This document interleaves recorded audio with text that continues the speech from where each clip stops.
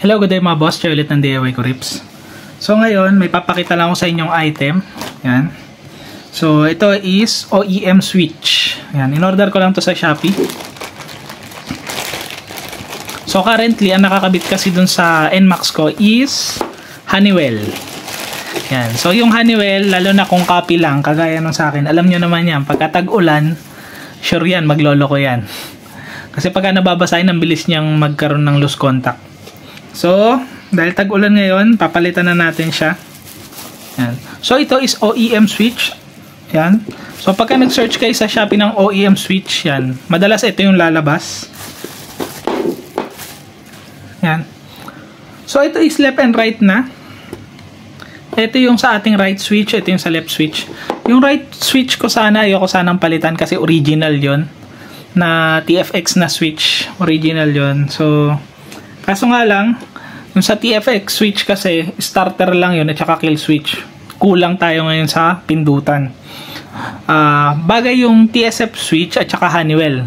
Bagay yung dalawang yun. Kasi yung Honeywell, maraming pindutan. Pero, kung yung Honeywell lang kasi yung papalitan natin nito, ito yung ipapalit natin sa left switch. Yan. Yan, left switch. Kung ito lang ipapalit natin, papalitan natin yung Honeywell, meron mga function yung NMAX na hindi gagana kasi kulang sa pindutan. So, kailangan din natin palitan yung sa right switch natin. Yan. So, bigyan ko lang kayo ng idea, no? Kung paano ko to gagamitin dun sa motor. Madalas meron kasi nagtatanong sa akin, pwede ba yan sa click, pwede ba yan sa Raider, pwede ba yan sa Sniper. Yung mga ganitong switch, no, or any other switch, universal switch o kaya yung galing sa ibang motor tapos gusto nyo install sa motor nyo na ibang klase, pwede naman yon as long as marunong kayong mag-wiring. Yan, dapat marunong kayong mag-wiring kasi i-customize nyo yung wiring nun. So kung hindi kayo marunong mag-wiring, hindi ito gagana basta-basta doon sa motor nyo. So, maghanap talaga kayo ng switch na pang sa motor nyo mismo. Pero, pagka bumibili kayo ng mga universal switches, pwede yun, pang kahit na saang motor. Pero, kailangan nyo mag-wiring. Yan. So, bigyan ko kayo ngayon ng idea kung paano ko to iwa-wiring doon sa motor. Ito, hindi ko alam kung para saan to. Yan. Siyempre, babaklasin pa lang natin to. Gawin ko ng separate video to. Alamin natin yung color codes ng bawat switches, yung bawat function ng switch. Pero, bigyan ko kayo ng idea kung paano ko to gagawin doon sa motor ko. Ito, syempre, yung starter. Yan. Pero ito, ang plano ko naman dito, ito na yung gagamitin ko para sa high beam and low beam. So, meron siyang off. Pagka tinulak mo, unang tulak, low beam, pangalawang tulak, high beam. Yan. Depende sa pagwa-wiring nyo.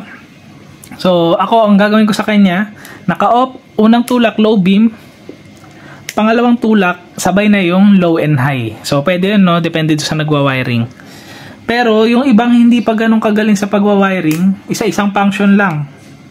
Off, low, pag hinay, mamamatay na yung low. Parang ganun. So, depende sa nagwa-wiring. Ako, off, low, pagkatapos, isa pang tulak, sabay na yung high and low.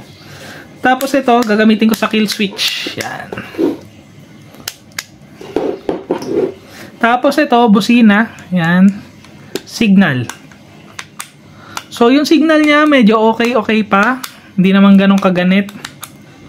So, sa pagbili ng mga aftermarket switch, isa dun sa pinagbabasihan ko palagi na kung maganda yung aftermarket switch is yung sa signal. Yan. Pagka hindi ganun kaganit, lalo na kung smooth na smooth yung pag-function, mas maganda yung switch yung pagka ganun. Ito, medyo smooth naman siya. Yung iba nga lang kasi, left, pagka gusto mong i-off, babalik mo sa gitna. Ito kasi, may pindot.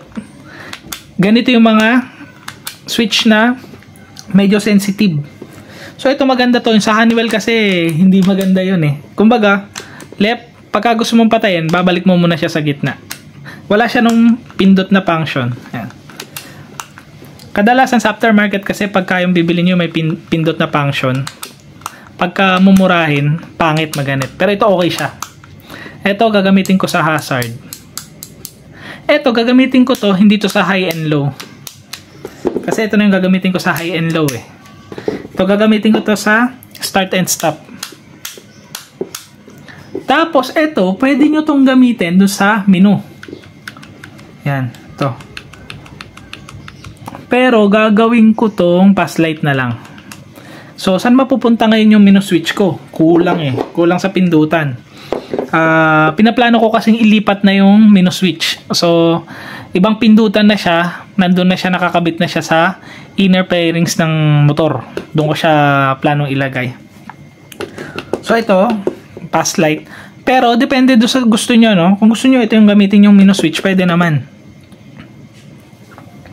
Pwede din naman gawin yung hybrid tong function na to. Kumbaga, pagka hindi nyo pa ini-start yung motor nyo, menu switch. Pero pagka ini-start nyo na, pass light na lang siya. Pwede naman yun. Kaso nga lang, pagka ganun kasi, dadami yung relay nung switches nyo. Yan. So, ito is, nag-unbox lang tayo ng OEM switch. And sinare ko lang sa inyo kung paano ko siya naiisip na gamitin doon sa motor ko. Yan. Ito medyo nakakapanibago lang kasi ito medyo malaki-laki. Yung TFX switch kasi maliit lang. Maliit lang siya. Pero tingin ko mas bagay ito doon sa motor kasi malaki yung NMAX eh. Yan. So, abangan nyo yung next video natin, no? I-decode natin yung color codes netong switch na to. Kung ano ba yung para sa starter, alin yung para dito, alin yung para sa kill switch. Yan. So, papakita ko sa inyo kung para saan yung mga wire na yun. So, tapusin na natin tong video na to, no? Ingat kayong lahat. Ride safe. God bless.